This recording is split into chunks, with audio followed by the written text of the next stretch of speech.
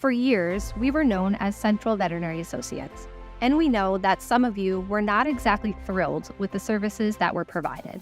But a new day has arrived. We're changing and will now be known as Premier Veterinary Medical Group. But it's much more than a name change. It's a new management team, a new attitude, with a new state-of-the-art modern facility in Rockville Center, New York. We're going all out to provide the best possible care for your pets. And that includes 24-hour-a-day, 7-day-a-week emergency care from a team of highly trained professional emergency care veterinarians. So check out the all-new Premier Veterinary Medical Group. We're ready to serve Nassau and Queens counties with compassion, commitment, and the utmost confidence. And we have immediate openings for overnight emergency vets with great pay and outstanding benefits. Contact us today at premierveterinarymedicalgroup.com/careers. Minnesota's going to be hot those 2 nights. That's going to be excellent. Great stuff. Okay. Sorry, man. Our guest at 9 o'clock was messaging me to send him the link for the show. Gotcha.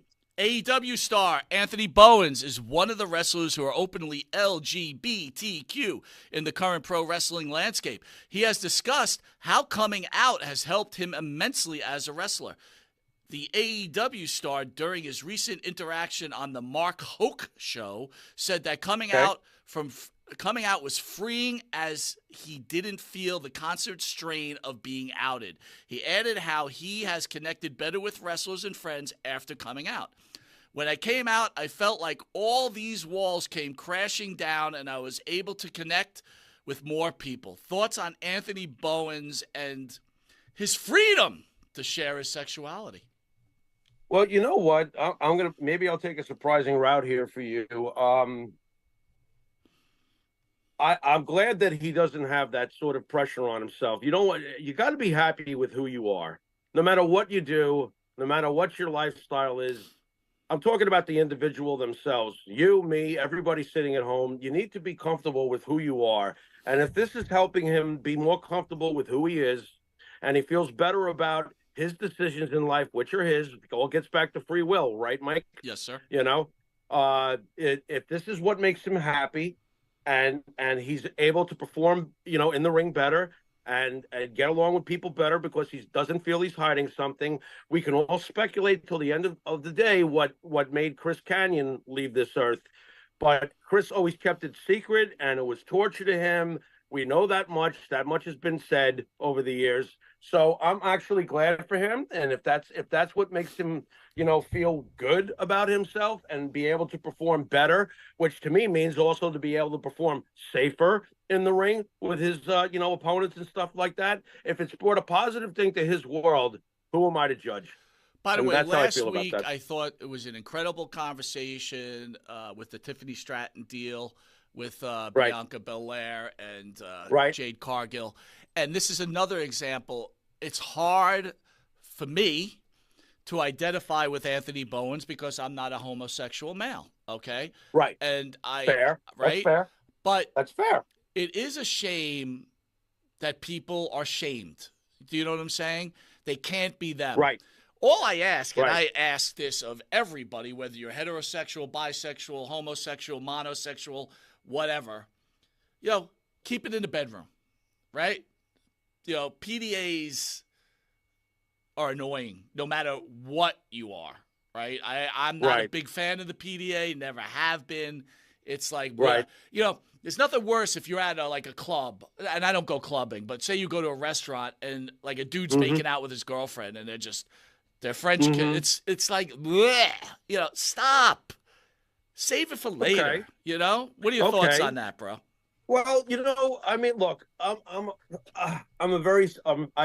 obviously a very emotional, sensitive guy, obviously, and I do prefer. And we didn't get to live in that time period, though, Mike. We didn't. But I do prefer when my father would tell me stories of what it was like being a kid and a young man in the 30s, the 40s, the 50s, before the 60s came and we took Pandora's box and kicked it right in the groin.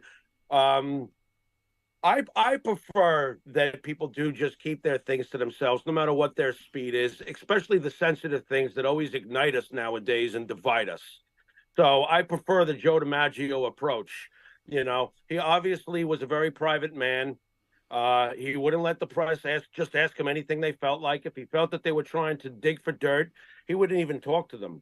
You know, it's a different way, and none of us are used to it today. It doesn't really exist today.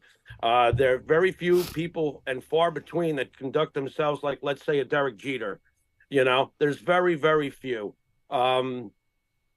Again, I'm not for everybody knowing everybody's business, and I agree with you on that. And I do believe it's much better off being kept private. It really is no one's business, you know, at the end of the day. But if you want to tell people your business, it's our free will to either look at it, read about it, pay attention to it, or just do what we like to do and not bother with it at all.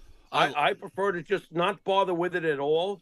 And good for you if that's your deal. As always, I love your commentary. We've got literally 5 minutes because we've got to get ready for the main show where we've got the great MMA champion, Brad Knuckles champion, friggin' Ulysses Diaz in studio. So I made a list, Jimmy, like we did last week. Rip it apart, but you only got 5 to rip it apart or love it. Are you ready? 10 top entrance musics in pro wrestling history. Are you ready? Yeah, can I at least adjust what I think should be on there during all of this? Yes, you can, but we got to be tight about it, right? All right, fire away. Go ahead. Number 10, NWO, Hulk Hogan, Voodoo Child by Jimi Hendrix. This wouldn't be in my top 10. I would replace it with the actual NWO theme song. Good response. The Road Warriors, Iron Man by Black Sabbath, number 9. It wouldn't be in my top 10. This is not necessarily not necessarily an order I'm giving you. So I'm just going to give you what I thought should be on the list. Okay. I wouldn't be in my top 10. It's an all-time great Sabbath song, and I love Black Sabbath. They're in one of my 3 favorite bands. Let me get that in. But I put Roman Reigns' theme song in the top 10. Good choice. Number 8, Undertaker, Ain't No Grave by Johnny Cash. I would consider putting Undertaker's commonly known theme in, but even that doesn't make my top 10. I will throw out, let's say, the theme song of D-Generation X. Very good. Man, you're killing my list. I'm actually going with your list. Number 7, Bryan Danielson, Ride the Valkyries. He does not make my list. And again, this is in no particular order. I want the Glass Crashing, and I want Stone Cold Steve Austin. Your list is beating mine for sure. Number 6, Randy Savage, Pomp and Circumstances. Randy does not make my list. I'm going to break character here for a second. Randy does not make my list. However, I do want to smell what The Rock is cooking and hear that bass line and guitar stuff. Nice. Number 5, CM Punk, Cult of Personality, Living Color. That makes my list. That's absolutely amazing, and it fits Punk perfectly. Number 4, Demolition, J.J. McGuire and Jimmy Hart. That makes my list. Demolition is one of the greatest themes ever, and it fit them like a glove. By the way, I was thinking about J.J. the other day, my friend. Mm-hmm. J.J. was a wonderful person, one of my all-time favorites. What a great guy. One day we're going to do a tribute show to him, I think, and to Mike Mantor. Number 3, Roddy Piper, Bonnie Lass of the Phoebe. That does not make my list. Boy, I'm really going to break character here because I wrote these little tiny notes like a jackass. I want to hear Ultimate Warrior's theme song, please. Wow, nice. Yeah. This one I know you're going with, though. Number 2, Edge, Metalingus by Alter Bridge. That is an absolutely amazing one. I'll put that on my list. Sure, why not? Number 1, Chris Jericho, Judas from Fozzy. That is such a great song. You know what? I'll go with that. That can be in the top. But you know what? Can I also tie it with Break the Walls Down? Because that's great too. Oh, absolutely, bro. Hard to argue with anything that you brought up on the list. One quick shout out for the theme, Goldberg's theme. It's fantastic. Dan Sebastiano says Danielson uses Flight of the Bumblebees, not Ride of the Valkyrie. But he uses Ride of the Valkyrie now. He uses that's Ride of the Valkyrie, right? That's not Bumblebees. Right, and Flight of the Bumblebee Flight of the Bumblebee is. Thank you. That was WWE. He uses Ride of the Valkyries. Anyway, listen, I just beat Dan Sebastiano. He's very good, and I'm going to take some credit that I just defeated him. And you know what you win? What? You win a belt and a free cat. And some veneers. And some veneers. Yeah. Yeah. I want to remind Not everybody easy we're to coming top back Dan. at 9 Not o'clock with the great Ulysses Diaz. I am pumped for this, Jimmy. This starts off the Monty DeFaro attack on the world of wrestling, and this is the kickoff show. Jimmy, send us out. Thank you guys for joining us. Please join us at 9 o'clock. You're not going to want to miss Ulysses Diaz.